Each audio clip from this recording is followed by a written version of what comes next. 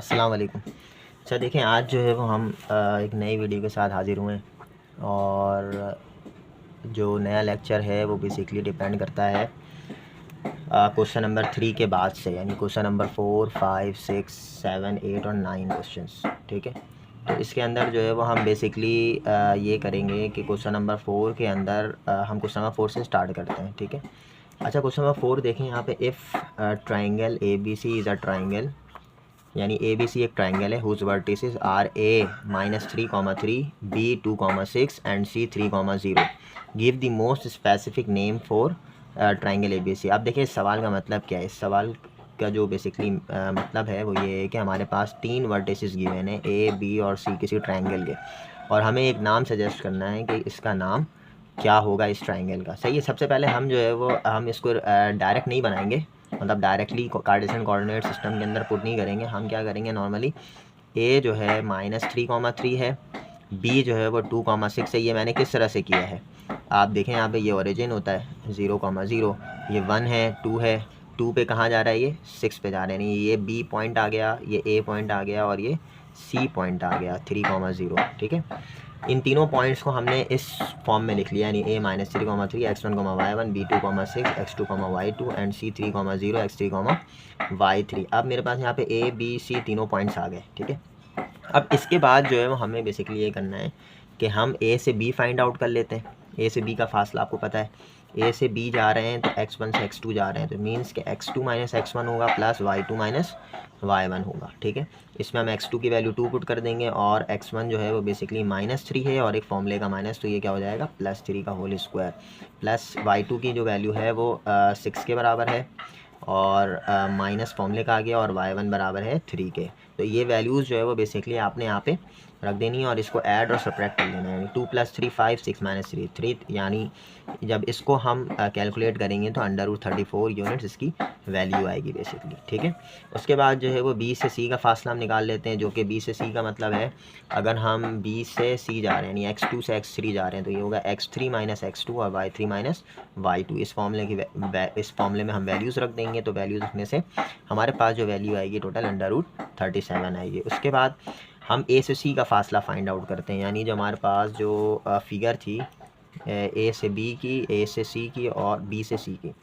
तो अगर हम वैल्यूज़ फाइंड आउट करते हैं ए से सी की, तो ए से सी के अंदर क्या होगा x3 - x2, y3 - y2, क्योंकि ए से सी जा रहे हैं तो ए से सी के केस में x1 से x3 जा रहे हैं, तो x3 - x1, y3 - y1, तो यहाँ पे वैल्यूज़ रखते हैं, तो इससे वैल्यूज़ आएगी टोटल √45। अब इसके अंदर जो बेसिकली ये जो क्वेश्चन है इसके अंदर डिफरेंट वैल्यूज़ आई हैं, यानी ए से बी की डिफरेंट वैल्यू है, बी से सी की डिफरेंट वैल्यू है और ए से सी की डिफरेंट वैल्यू है। देखें अब मेरे पास यहाँ पे ना 2-3 कंडीशंस होती हैं, जैसे टाइप्स ऑफ ट्राइंगल्स के अगर हम बारे में बात करते हैं तो इसके अंदर हमारे पास एक आता है राइट एंगल ट्राइंगल, एक आता है हमारे पास राइट एंगल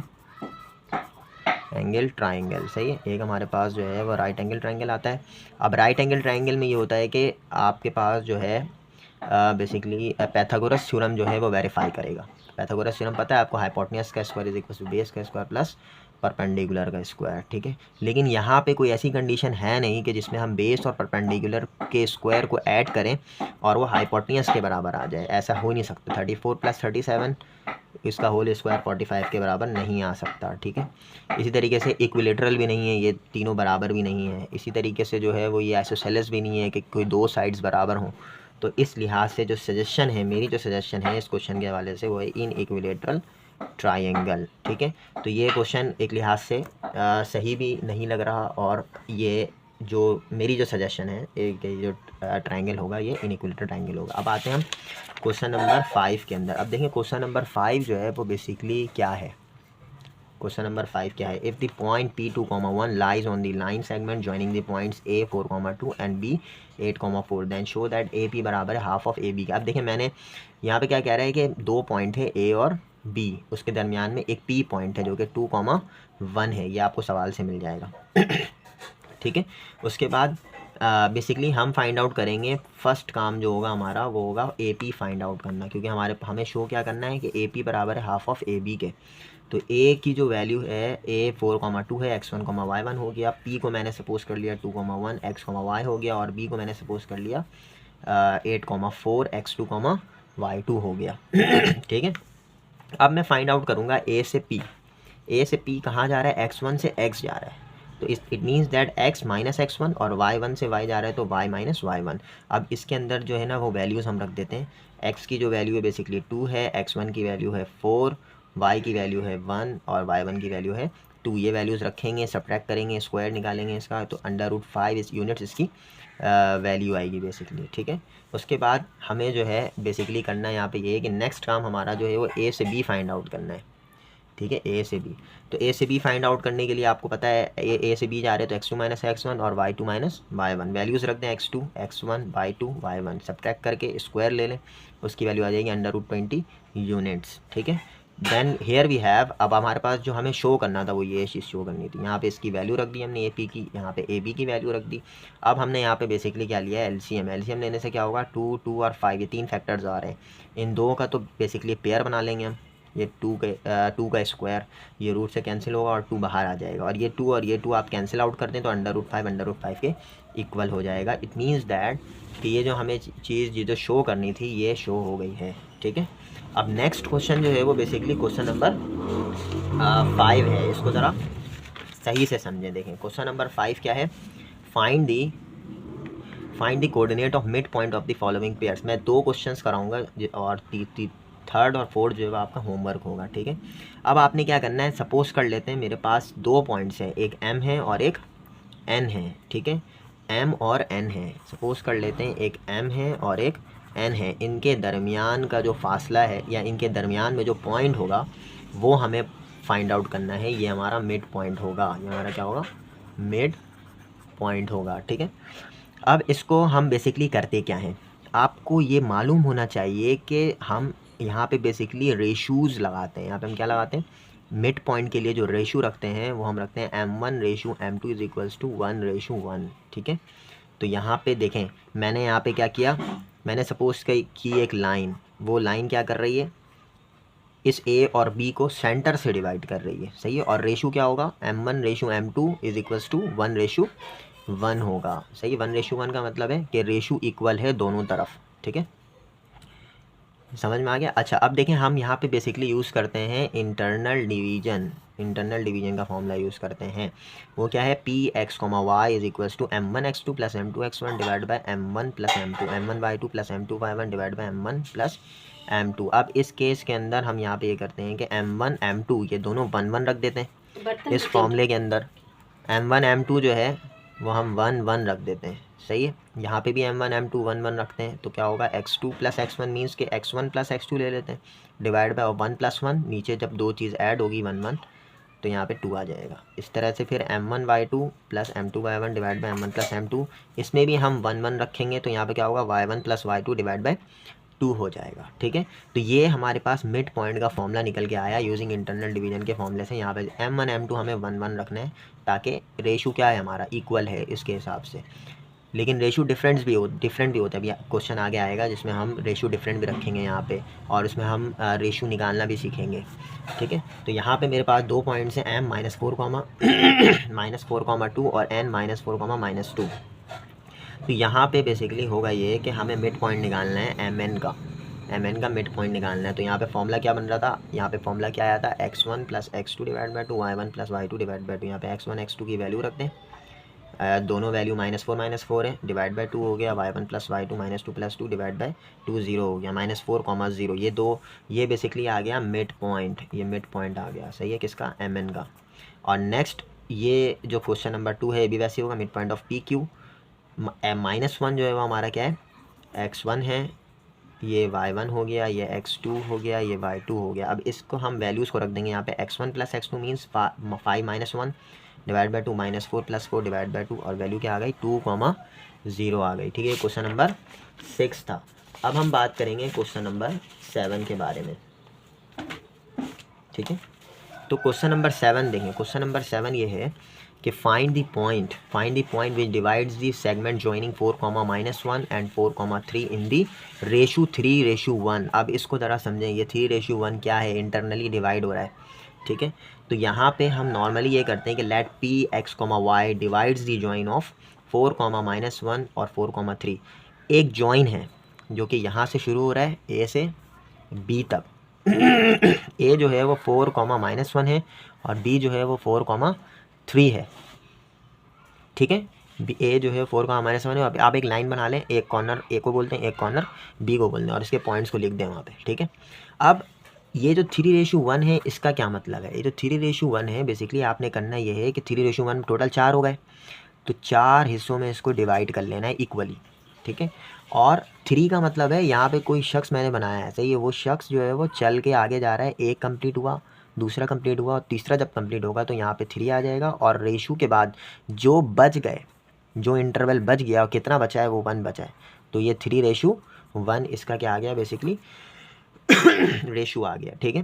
तो M1:M2 बराबर हो गया 3:1 के, ठीक है। अब इसको हम बेसिकली क्या करेंगे, using internal division P(x, y) ये आपको पता है इंटरनल डिवीजन क्या है। आपने M1 की वैल्यू 3 रखनी है, M2 की वैल्यू 1, X2 आपको पता है क्या होगा, X2 जो होगा वो 4 होगा, यानी X1 X1/1 X2/2, X2 4 होगा तो यहाँ 4 रखते हैं, प्लस M2 1 हो गया, X1 4 हो गया। तो इस तरीके से वैल्यूज़ अगर हम इसके अंदर पुट करते हैं तो हमारे पास वैल्यू आ जाएगी 4,2। ये क्वेश्चन नंबर 7 था, ठीक है। अब आ जाते हैं क्वेश्चन नंबर 8 के अंदर। ये ज़रा इसको सही से समझिएगा क्योंकि ये सवाल मुश्किल है। क्वेश्चन नंबर 8 जो है वो क्या है, the point P-2,2 Q 2,-1 and R -1,4 are the mid point of the sides of the triangle, find the vertices. अब मेरे पास जो है ना 3 वर्टिसेस हैं जो मुझे फाइंड आउट करने हैं, यानी A B corners A B और C। अब जो है वो बेसिकली यहाँ पे ये जो 3 पॉइंट्स है ना, ये तीनों पॉइंट्स आपके मिड पॉइंट्स गिवन है, ठीक है। ये मिड पॉइंट्स आप बना लें। पहला जो मिड पॉइंट होगा वो ज़ाहिर है ए और बी के दरमियान में होगा, दूसरा जो क्यू होगा वो बी और सी के दरमियान में होगा और आर जो होगा वो ए और सी के दरमियान में होगा। ये मैंने मिड पॉइंट्स बनाए हैं, ठीक है। अब बेसिकली करना ये है कि मैं सबसे पहले काम कर रहा हूँ मिड पॉइंट ऑफ आर के लिए। जब मिड पॉइंट ऑफ आर के लिए करूँगा तो आर मुझे पता है किन दो के दरमियान में है, आर जो है वो ए और सी के दरमियान में है। तो मिड पॉइंट फॉर्मूले के हिसाब से x1 + x3 डिवाइड बाई 2 बनना चाहिए और y1 + y3 डिवाइड बाई 2 बनना चाहिए। तो यहाँ पे देखें x1 + x3 divide by 2, y1 + y3 divide by 2। अब मुझे ये बताएं कि जब दो ऑर्डर पेयर्स इक्वल होते हैं या जब दो वर्टिसेस आपस में इक्वल होते हैं तो -1 जो होता है वो पहले वाले के बराबर आ जाएगा और 4 जो होगा वो दूसरे वाले के बराबर आ जाएगा, ठीक है। तो इसी तरीके से मैंने क्या किया, यहाँ पे 2 कंडीशन लगाई है। एक -1 को मैंने क्या लिया, x1 + x3 डिवाइड बाई 2 और एक 4 को लिया, ये वाला जो 4 है इसको मैंने लिया y1 + y3 डिवाइड बाई 2। अब ये 2 इधर आके मल्टीप्लाई हो जाएगा तो क्या हो जाएगा -2, ये इक्वेशन नंबर 1 हो गई। इसी तरीके से ये 2 इधर जाके 4 से मल्टीप्लाई होगा तो 8, इक्वेशन नंबर 2 हो गई। फिर mid point of A B के लिए काम करूँगा। ए बी के दरमियान में जो पॉइंट है वो है P-2,2 है, ठीक है। -2,2 क्या है हमारे पास, P है, सही है। तो P के लिए हम क्या करेंगे, -2,2 और किसके दरमियान में, A और B के दरमियान में। A का क्या था x1 y1 और B का क्या था x2 y2। तो x1 + x2 divide by 2, y1 + y2 divide by 2। तो मिड पॉइंट की जो बेसिकली जो वेरिएबल है वो चेंज हो जाएगी, ठीक है। तो -2 जो है वो बराबर हो जाएगा इस पहले वाले के और ये 2 जो है वो इस पहले वाले के दूसरे वाले के बराबर हो जाएगा, ठीक है। -2, अब यहाँ पे 2 इधर -2 से मल्टीप्लाई हुआ तो यहाँ पे क्या आ गई वैल्यू -4। इसी तरह से 2 जो है वो इसके बराबर आ चुका है y1 + y2 डिवाइड बाई 2। 2 से जब मल्टीप्लाई होगा तो यहाँ पे 4 आ गई वैल्यू। इसी तरीके से mid point of B C बोल दें या सी बी बोल दें, एक ही बात है। अब बी से और सी के लिए क्या होगा, x2 + x3 divide by 2, y2 + y3 divide by 2 और वो पॉइंट क्या थी, मिड पॉइंट 2, -1। तो 2 बराबर हो जाएगा x2 + x3 डिवाइड बाई 2 और -1 बराबर हो जाएगा y2 + y3 डिवाइडेड बाई 2। अब 2 का क्या हो गया 4 और 2 × -1 हो गया -2। यहाँ पे 5 और 6 ये 6 इक्वेशंस मेरे पास टोटल बन गई है। देखें यहाँ पे ये 1 2 3 4 5 और 6, ये 6 इक्वेशंस बन गई हैं। अब इन 6 इक्वेशंस को हम बेसिकली आपस में सॉल्व करेंगे, लेकिन हमें क्या फाइंड आउट करना है, हमें वर्टिसेस यानी x1 y1 x2 y2 x3 y3, ये जो 3 वर्टिसेस हैं ये हमें फाइंड आउट करना है। x1 y1 x2 y2 x3 y3, ये 6 वैल्यूज़ आएंगी हमारे पास। लेकिन इसको निकालते हैं हम, काफ़ी बच्चे इसके अंदर कंफ्यूज होते हैं कि हम इसको निकालें कैसे, ठीक है। तो सबसे पहले हम ये करते हैं कि इक्वेशन 1 3 और 5 यानी x वाली जितनी भी इक्वेशंस हैं इन तीनों को आपस में सॉल्व करेंगे, ठीक है। तब जाके हमारे पास x1 x2 x3 ये 3 वैल्यूज़ निकलेंगी। इसी तरीके से y वाली जो इक्वेशंस हैं उसको आपस में सॉल्व करेंगे तो हमारे पास क्या निकलेगा, y1 + y2 और y3 की वैल्यूज़ निकलेंगी। तो देखें कैसे निकालूंगा मैं इसको। देखिए सबसे पहले जो है वो आप लिख लें इक्वेशन नंबर 1, पीछे से देख के लिख लें। x1 प्लस x3 जो है वो किसके बराबर है, -2 के बराबर। मैंने यहाँ से एक वेरिएबल सेपरेट किया, नहीं x1 सेपरेट किया, x3 को इधर भेज दिया, माइनस का x3 हो गया। इसको मैं कह रहा हूँ इक्वेशन ए है ये, ठीक है।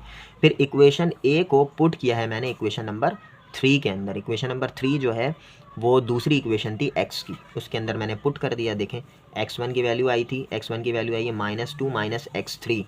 तो यहाँ पे देखें x1 plus x2 equal to -4, ये क्या है, इक्वेशन नंबर 3 है। इसके अंदर मैंने x1 की वैल्यू रखी है -2 माइनस का x3 जो कि यहाँ से आई है, ठीक है, और प्लस का x2 वैसे ही रहेगा इक्वल टू -4, ठीक है। उसके बाद जो है मैं यहाँ से भी सेपरेट कर लेता हूँ x2 को। -2 को मैंने उधर भेज दिया, देखें +2 हो गया, ये वाला -4, वैसे ही ये x प्लस माइनस का x3 इधर भेज दिया, प्लस का x3 हो गया। इसको मैं कह रहा हूँ ये इक्वेशन नंबर बी है। अब मैं इक्वेशन नंबर बी को बेसिकली पुट करूँगा इन इक्वेशन नंबर 5 के अंदर, जो कि थर्ड इक्वेशन थी x की, सही है। x2 plus x3 equal to 4, x2 की वैल्यू आ गई -4 plus 2, -4 plus x3 plus 2, -4 plus x3 plus 2 plus x3 equal to 4, ठीक है। ये वैल्यूज़ मैंने रख दी इसके अंदर। अब x3 प्लस x3 क्या हो जाएगा, 2x3 हो गया, और -4 प्लस 2 -2 हो गया इक्वल टू 4। वैसे ही देखिए -2 इधर भेजता हूँ तो +2 हो गया, 4 प्लस 2 6, x3 की वैल्यू आ गई, x3 की वैल्यू आ गई। अब इस x3 की वैल्यू को मैं इक्वेशन बी में भी पुट करूँगा और इक्वेशन ए में भी पुट करूँगा। देखें कैसे, x3 की वैल्यू को अगर मैं इक्वेशन बी में पुट करता हूँ तो बी हमारे पास क्या है, x2 equal to -4 plus x3 plus 2, ठीक है। तो यहाँ पे ये वैल्यूज़ अगर मैं रखता हूँ -4 प्लस x3 प्लस 2, या x3 की वैल्यू यहाँ पे रखता हूँ तो ये वैल्यू आ गई, x2 की वैल्यू निकल कर आ गई, ठीक है। इसी तरीके से अगर इक्वेशन ए, ये मेरे पास इक्वेशन ए है, इसके अंदर मैं अगर x3 की वैल्यू रखता हूँ तो यहाँ पे -5 आ जाएगी। इसी तरीके से यहाँ पे मेरे पास तीनों वैल्यूज़ आ गई हैं, x1 की भी, x3, x2 और x1, ये तीनों वैल्यूज़ आ गई, ठीक है। अब इसके बाद जो है वो बेसिकली हम क्या करेंगे, y की तीनों वैल्यूज़ को निकालेंगे, बिल्कुल same as it is, same तरीके से। कैसे होगा कि y1 plus y3 equal to 8, ये क्या है, इक्वेशन नंबर 2 थी, ठीक है।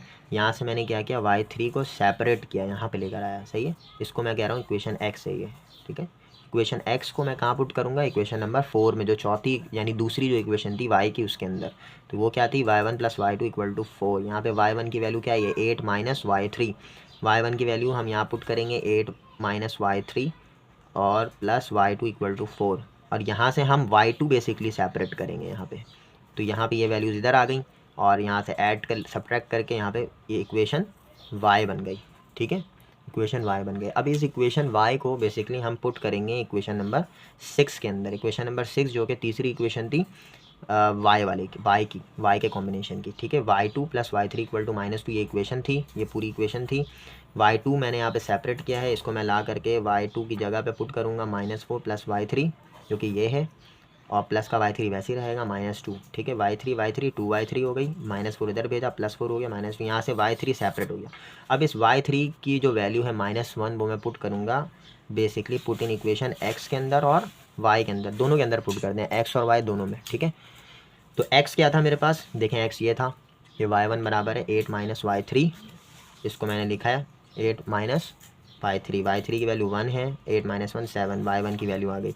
इसी तरीके से y2 जो है वो बेसिकली ये y की इक्वेशन है, y इक्वेशन क्या थी, y2 is equals to -4 plus y3। अब इसको जो है वो बेसिकली -4 प्लस y3 के अंदर y3 की वैल्यू 1 रखा, -4 प्लस 1 -3, ये y2 की वैल्यू आ गया। मेरे पास देखें सारी वैल्यूज़ आ गई, यानी x1 y1 ए वर्टेक्स आ गया, b जो है वो x2 y2 दूसरा वर्टेक्स आ गया, c जो है वो x3 y3 तीसरा वर्टेक्स आ गया, ठीक है।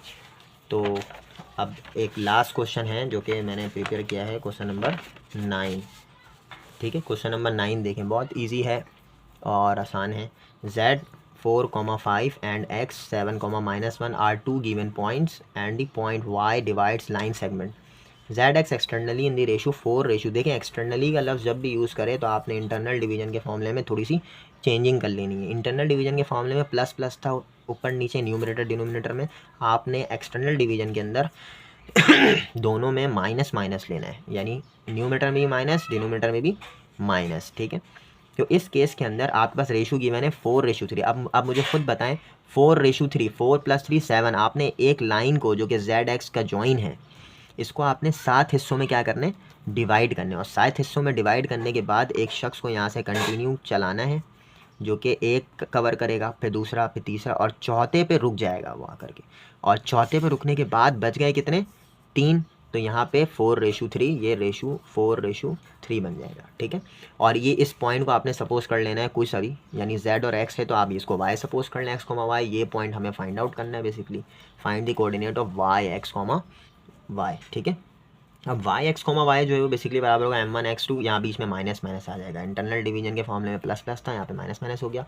अब आपने m1 m2 जो रेशो है वो 4:3 है, x2 x1 जो कि इसका पहला पॉइंट x1 होगा, इसका दूसरा पॉइंट से x2 फाइंड आउट करें, निकाल के हम y1 और y2 की वैल्यू भी इसके अंदर पुट कर देंगे, और इससे पुट करने से आपका जो एक्सटर्नल डिवीजन पे जो पॉइंट है y, x, y का, वो वैल्यू आपकी यहाँ पे निकल कर आ जाएगी, ठीक है।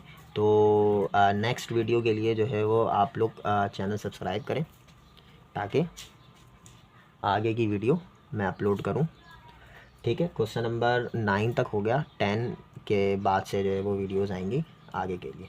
Thank you.